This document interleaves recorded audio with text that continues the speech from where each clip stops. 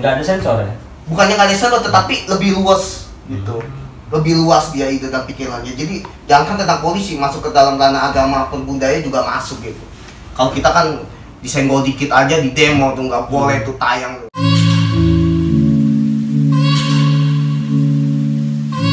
Ada yang menarik nih kan, ini tulisan dari Mahfud Ivan ya. Nonton film India gitu, membahasnya apalagi menuliskannya adalah semacam kerelaan meminjam judul film garapan Mahmud tahun 1996,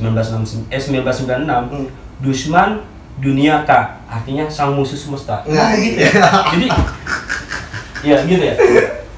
Jadi kalau kita seandainya memang menonton film India itu seolah-olah kita musuh semesta gitu. Gila, kejam juga ya.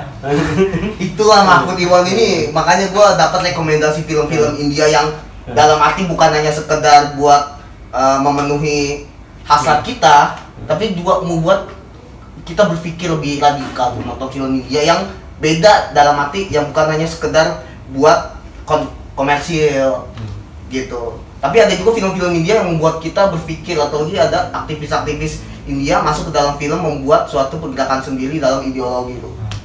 Kita ada nggak? Kayak misalnya Three Idiot gitu ya. Idiot. Itu masih mending. Ada film India yang mengibarkan bendera Palu Arit, coba. Di sini boleh nggak?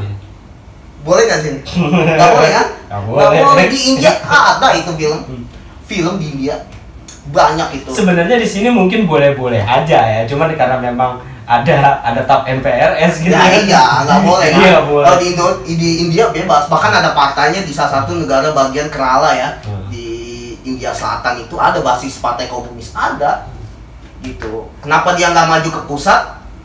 Karena salah satunya adalah pasti akan kalah. Karena di samping itu juga kekuatan besar nasionalisme Hindu itu juga besar banget gitu. Jadi dia otonomi aja di daerah tuh untuk menyebarkan luaskan, nggak langsung ke pusat gitu. Jadi seolah-olah gini ya, gua melihat apa yang ditulis oleh Mahfud ini menggambarkan bahwa memang ketika kita menyukai India itu kita seolah-olah itu apa gitu ya, dalam arti sesuatu yang berbeda lah ya, sesuatu yang berbeda, yang rendahan lah ya, yang enggak ini banget gitu. Contohnya di buku yang keduanya ini Mahfud Iwan bilang menjadi penonton India itu sama seperti menjadi seorang sudra gitu. Sudra kan budak gitu. Iya. Sebenarnya kan gini ya, bebas aja sih ya sebenarnya kalau gue ya. Persoalan lu suka atau tidak suka dengan film India, ya terserah dia mau nonton film India, tapi nggak usah di seolah-olah dibully gitu kan, menjadi seorang sudra, menjadi musuh semesta, seakan-akan durjana banget gitu. Nah, India, gitu. itu dia makanya apa ya reaksi masyarakat zaman sekarang ya. Kalau zaman dulu apalagi kan walaupun keterbatasan sineas ya, fasilitas sinema itu, tapi banyak juga itu film India yang tayang bang di TV. Sekarang malah sedikit kan, artinya emang banyak yang generasi milenial yang kurang gitu. Emang mereka kenal Shah Rukh Khan, tetapi secara panjang lebar tentang sineas India menurun gitu menurut Mahfud Iwan gitu. Dia amat disayangkan gitu kan. Walaupun sekarang udah ada bioskop-bioskop sebelum Covid itu setiap minggu itu ada nayangin India gitu. Tapi di TV kurang, jadi orang pada males gitu. Dan tapi waktu gua SD itu pasti tiap hari. Iya, makanya itu disitulah ini Mahfud MD ini kritik kenapa televisi konvensional itu menurun menayangkan film India, malah sekarang naik malah film-film Korea gitu kan. Dulu kan India kita menang, komunitas India menang gitu kan dalam arti penayangannya kayak gitu Pak. Bukan kalau nggak nonton India kayaknya kurang asik juga. Kurang asik lah. Kayak ketinggalan cerita. Ya, iya tadi Mitun abis tempur sama. Nah, itu dia. Sama Sumi Dewo. Ya, sama siapa tuh namanya? Yang Nawoti saja itu aja dia sama siapa? Yang ini tuh, yang karakternya antagonis terus tuh ya. Aduh. Amis Puri. Amis Puri. Iya, Amis Puri. Gitu. Yang galak banget tuh kan. Iya, yang sering banget musuhnya Shah Rukh Khan tuh. Iya, Amis Puri. Aduh, Tuan Takur ya. Tuan Takur ya, Amis Puri. Nah, itu Tuan Takur ada ininya enggak sih? Ada gambaran sih? Apakah memang seorang Tuan Takur itu adalah seorang elit yang memang antagonis gitu kan, selalu jahat gitu. Karena beberapa kali setiap film India itu selalu ada Tuan Takur gitu kan. Takur Singh ya. Nah, itu dia makanya. Itu dia makanya. Film India itu kenapa gitu? Karena dia itu tetap konsisten untuk menunjukkan realitas sosial gitu. Jadi harus ada jurang pemisahan kelas tuh antara si kaya dan si miskin agar kita bisa melihat realitas tuh. Kayak misalnya gini ya, ya misalnya gua juga karena memang waktu SD gua sering nonton film India juga gitu. Misalnya jagoannya Mithun nih kan, Mithun Chakraborty kan, Mithun Chakraborty itu lahir dari kalangan kelas bawah gitu, kelas melarat lah ya dalam arti. Dia mengalami kegetiran hidup yang pahit gitu kan. Terus tapi dia punya semacam semangat heroisme gitu, semangat heroisme gitu ya, semangat heroisme, ada semacam kegigihan dan lain pahlawanan lah gitu. Nah bertemu dengan si Thakur Singh ini ya. Nah si Thakur Singh ini, Tuan Thakur ya, dia pasti dari kalangan orang kaya. Udah pasti tuh orang kaya. Tanahnya di mana-mana. Nah, tanahnya di mana? Punya banyak karyawan. Makanya tuan tanah itu Tuan Thakur ya gitu. Pada dasarnya nggak hanya sekedar tanah doang sih. Iya sih. Tapi kekuasaan yang benar-benar kepolisian juga ya. Bahkan dia punya suatu pegangan aparat gitu. Kepolisian juga. Jadi harus nurut semua gitu. Udah dikontrol gitu. Itu realitasnya ada ya? Ada pada saat itu. Makanya film ini itu mengkritik keras banget gitu. Kenapa ada suatu melihat gitu kelas ya, lagi-lagi ngomongin kelas yang miskin udahlah jangan berharap ke keadilan, yang kaya itu bisa mengkontrol gitu. Itu terus itu sampai sekarang itu pasti ada tuh, bahkan disusupin ke cinta tuh. Nah buat lu yang ngeluh tuh tentang gua orang susah gitu, dia kaya, dia mau nggak sama gua, lu harus nonton film romance India. Rata-rata orang ngerebutin pujaan hatinya itu dia menjadi petani, pengangguran, itu bisa dapetin tuh. Ya walaupun itu imajinasi gitu aja di film ya, ataupun fiksi, tetapi lu jangan kali aja bisa sponsor semangat lu untuk jangan menyerah untuk menggapai cinta. Nonton film India bang, film romance ya. Apalagi Shah Rukh Khan tuh, ada King of Romance tuh kampret emang. King of Romance. Iya, King of Romance. Emang film cinta begitu, masuk ke cinta gitu. Jadi tidak ada film India yang tanpa ada cinta gitu. Itu menurut lu dialektika nggak sih, sebuah hukum dialektika nggak sih? Oh jelas sih, jelas ya. Jelas emang. Berarti ada pertentangan kelas juga. Oh jelas, jelas. Gila. Makanya film India itu nggak ada sekedar tentang kejahatan kepolisian, tapi dimanapun ada film India di situ ada cinta. Tare Zaman, ada film Tare Zaman ya, bocah yang dalam arti ini ya bocah difabel ya dia kalau nggak salah ya. Dia kurang kan, kurang dalam arti ini, tapi dia punya potensi menggambar yang bagus, punya potensi gambar yang bagus. Nah itu selalu mencoba untuk menampilkan tokoh-tokoh yang itu kan, tokoh-tokoh dari yang di others itu ya, yang selalu gue lihat itu. Emang selalu begitu. Apa realitas di Indianya itu seperti itu? Oh sangat. Kalau bisa dibilang emang Indonesia dan India itu hampir sama permasalahan. Bahkan di buku ini dia mengatakan saya melihat permasalahan Indonesia melalui kamera India gitu. Artinya film India, apa yang terjadi dalam film India itu hampir sama dengan Indonesia. Mengenai tentang kekerasan perempuan, ketiadaan sebuah kebersihan sanitasi, fasilitas, korupsi, dan segala macam, sogok nyogok segala macam, pernikahan paksa tanpa sebuah cinta ada juga itu. Pokoknya semua film India ada realitasnya itu di Indonesia. Termasuk realitas Indonesia ada. Nih, ya gua termasuk yang ini ya. Misalnya si Shah Rukh Khan sama Kajol gitu. Pacaran.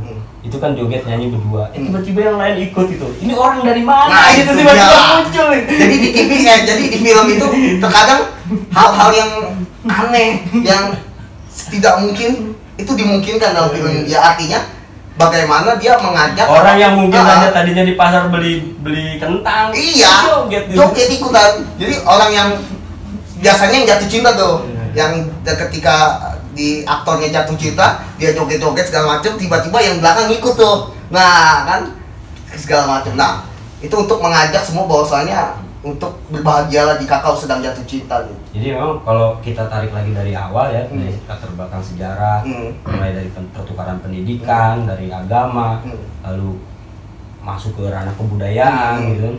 Terus sampai ke sekarang itu politik ya, politik sampai di kemerdekaan. Emang kemarin kayaknya Jokowi kata lu ini katanya.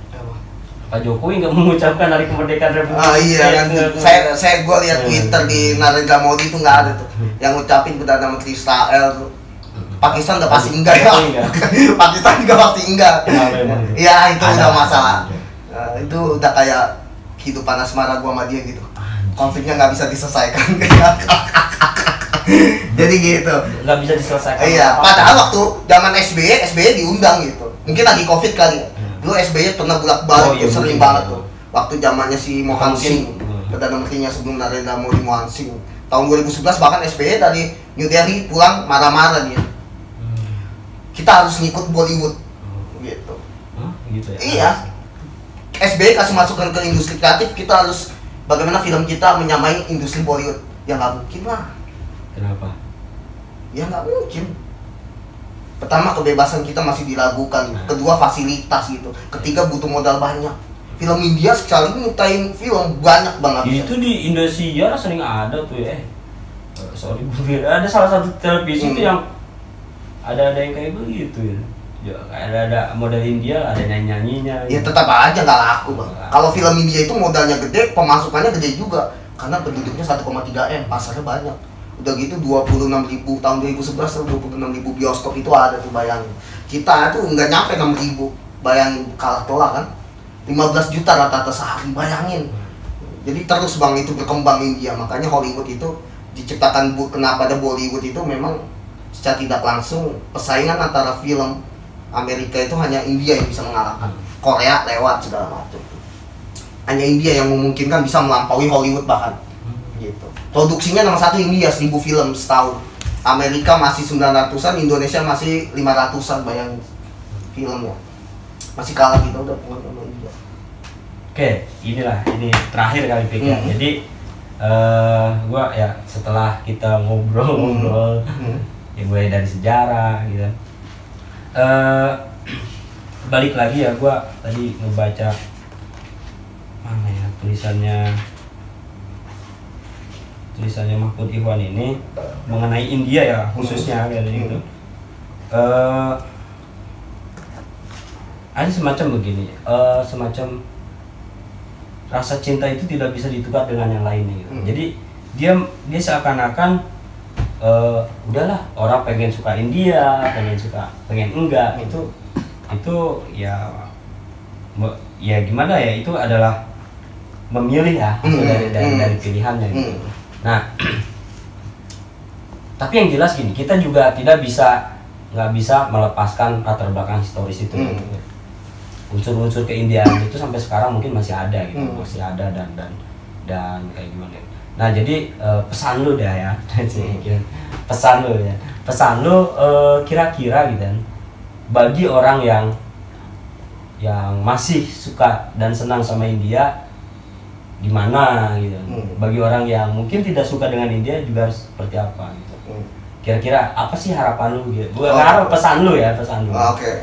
Supaya kedepannya kita itu supaya nggak saling apa ya, mendiskriminasikan gitu kan, orang suka India lalu mendiskriminasikan orang yang suka India, orang yang suka India juga ya sebaliknya gitu. Gimana? Ya, kalau menurut gue sih, gue lihat makanya gue sampai download TikTok gitu.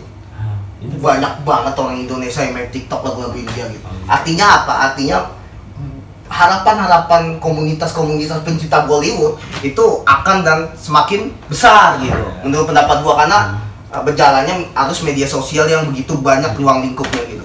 Jadi pendapat gue buat para pencinta Bollywood atau India gitu, kalau bisa jangan sekedar menonton film-film Bollywoodnya aja gitu, apalagi sekedar nyanyi dan menghafal nari-nari, tetapi harus juga kita mengkritisi gitu, bagaimana sebuah perfilman India itu juga mencakup sebuah ideologi atau makna gitu, yang biasanya kalau kita telisik lebih radikal lagi berujungnya antara kelas lagi, antara si miskin, atau mengkritik tentang realitas yang kita alami juga, ketidakadilan gitu. Harusnya sampai situ, jangan sekedar menari apalagi dengan gemerlap bintang meganya.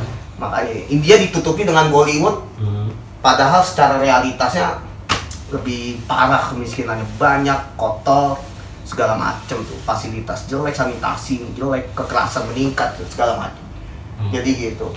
Ya buat yang nggak suka, ya nggak apa-apa, itu hak lo aja nggak suka gitu. Tapi pada dasarnya suka atau nggak suka, sadar atau nggak sadar, bangsa kita, negara kita secara tidak langsung mengadopsi kebudayaan India gitu. Jadi sudah semacam, gua menyebutnya sebagai apa ya? Genetika kebudayaan. Genetika kebudayaan. Ya, jadi di dalam gen orang-orang Indonesia ada kebudayaan India. Di dalam gen kebudayaan Indonesia ada gen. Ya, di dalam tubuh kita gitu. ada sebuah namanya gen kebudayaan India gitu. Jadi gitu. Percuma lu ngomong gua nggak suka India jelek, kotor, bau segala macam. Di dalam tubuh lu udah ada sebuah gen ini kan negatif komentar orang. Padahal nggak semua gitu, ataupun nggak terjadi ya di India gitu. Tapi lu bau sih. Jadi kayak gitu ya. Terima kasih.